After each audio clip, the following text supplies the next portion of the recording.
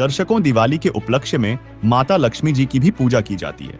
यानी दीपावली का जो त्योहार मनाया जाता है उसमें विशेष तो लक्ष्मी जी की ही पूजा होती है और बाकी तो राम का दिखावा होता है, एक दीपक लगाकर। दर्शकों, श्री रामचंद्र जी श्री विष्णु जी ही थे और माता सीता जी स्वयं माता लक्ष्मी जी ही थी। जब श्री राम जी व माता सीता जी वनवास से वापस अयोध्या आए थे तब उनके आने की खुशी में घर घर में घी के दीप जलाकर खुशी मनाई गई थी। दर्शकों, 2 वर्ष बाद किसी कारण से माता सीता जी यानी माता लक्ष्मी जी को घर से बाहर भगवान श्री रामचंद्र जी यानी श्री विष्णु जी ने निकाल दिया। उसने वन में कष्टमय जीवन जिया। माता सीता जी ने आजीवन कष्ट उठाए। उसके बाद अयोध्या नगरी में मातम छा गया था।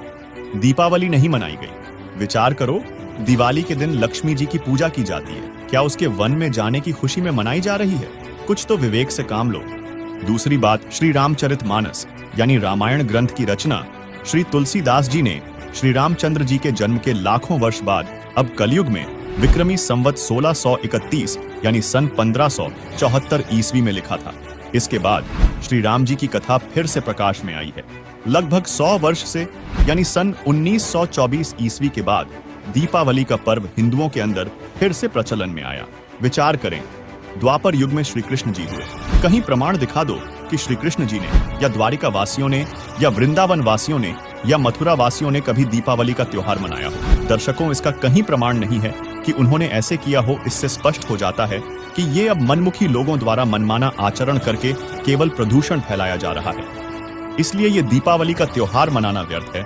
इसमें कोरा प्रदूषण फैलाना ही है। श्री विष्णु जी यानी श्री राम जी तथा माता लक्ष्मी यानी माता सीता जी के कष्टमय जीवन को याद करते हुए इस काल के लोक से निकलकर सतलोक यानी गीता अध्याय 18 श्लोक 62 में बताए सनातन परम धाम को प्राप्त करने के लिए साधना करनी चाहिए। इस कथा यानी रामायण का यह निष्कर्ष निकलता है। हम संत रामपाल जी महाराज के शिष्य संत रामपाल जी महाराज द्वारा बताई गई वो सत साधना करते हैं जिसमें श्री लक्ष्मी जी, श्री विष्णु जी और सभी इन 5 मुख्य देवताओं की साधना करते हैं। इन्हें डेली याद करते हैं। इनके दुख को हम शेयर करते हैं और भगवान से डरकर हम प्रतिदिन सुबह शाम देशी घी के दीप जलाते हैं ताकि प्रदूषण खत्म हो, क्योंकि हवन से प्रदूषण खत्म होता है। हम श्री लक्ष्मी जी, श्री विष्णु जी और सभी मुख्य देवताओं को सदा याद करते हैं। और ये लोग एक दिन ड्रामा करते हैं। इसके करने से न कोई धार्मिक लाभ और न ही कोई वातावरण में शुद्धता। हम जो साधना करते हैं उससे धार्मिक लाभ के साथ साथ भगवान की डेली याद बनी रहती है। ये कष्ट याद रहते हैं जो ऐसा कष्टमय जीवन जिया महापुरुषों ने, देवियों ने, देवताओं ने। उस डर से हम भक्ति करते हैं। हमें कभी भूल नहीं पड़ती तो हम निवेदन करते हैं कि पूरा हिंदू समाज ये नाटकबाजी छोड़कर संत रामपाल जी महाराज द्वारा बताई साधना करो और अपना जीवन सफल करो।